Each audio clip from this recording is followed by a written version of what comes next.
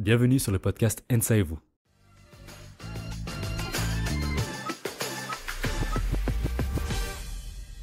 Déjà plus de 1000 écoutes pour ces 5 premières interviews ENSA et vous. 1000 merci d'avoir été au rendez-vous pour écouter ces conversations entre élèves et diplômés de l'ENSA Paris pour découvrir les secteurs, les métiers possibles après notre école d'ingénieur, mais également bénéficier des conseils carrière de nos alumni, qu'ils soient seniors comme jeunes diplômés. Et tout pareil. Donc je pense que ça va parler à beaucoup de monde et en tout cas j'espère que ça va aider pas mal. Merci pour ton expérience et cette interview super transparente. Merci beaucoup.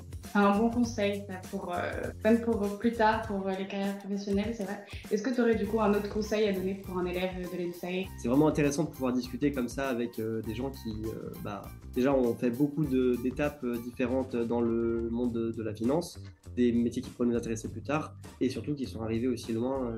Ça peut être très formateur.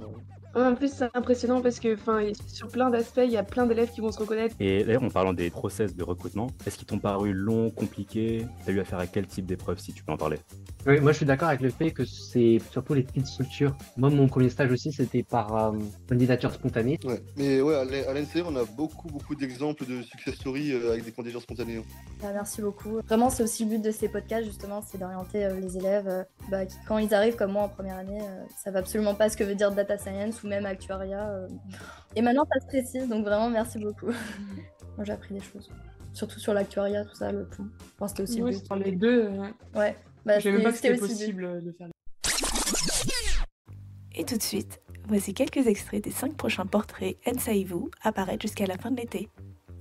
Je dirais, peu importe le domaine en fait, et donc si c'est la transition écologique, tant mieux. Mais en fait, si vous savez dès la première année ce que vous voulez faire, il faut tout orienter vers ça. Le choix des cours, les lectures que vous faites au quotidien pour comprendre l'environnement et s'en imprégner, les engagements associatifs, tout partit par la formation. J'hésitais encore entre finances publiques ou politique monétaire. Et quand j'avais vu qu'il y avait un cours spécialement sur la politique monétaire à l'ENSAE, je m'étais dit c'est le parcours parfait pour avoir les connaissances nécessaires, les compétences nécessaires du coup pour rejoindre la BCE sur les postes qui m'intéressaient le plus. Je me suis mise à encadrer du coup des juniors chez Metic et ça m'a beaucoup plu. Le management, ça m'avait toujours attiré pour le côté humain et le challenge aussi de l'humain qui est plus inconnu que finalement les sciences et la donnée. Et j'ai compris que en fait, c'était important de rester soi-même et de ne pas essayer de s'effacer pour vraiment fit dans le job, parce que de toute façon on fit quand même dans le job.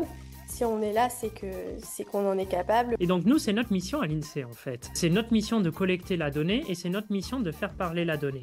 Donc la data science, elle intervient dans tous nos processus. Alors elle va intervenir différemment selon la nature des données et l'objectif. Merci encore de votre écoute et merci également pour les partages ainsi que les évaluations de 5 étoiles sur Spotify et Apple Podcast. À très bientôt!